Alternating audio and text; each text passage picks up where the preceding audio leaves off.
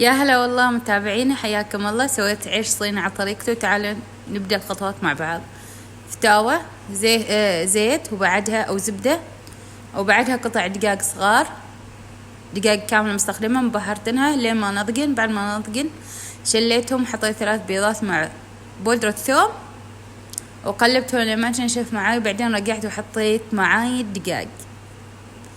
طبعا الدقاق ناضجة كانت، وبعد ما قلبتهم مع بعض حطيت معي الخضار الموجودة اللي عندنا. طبعا حطيت الفليفلة، فلفل الحار والبصل، الفليفلة كذا ألون، والكيوسة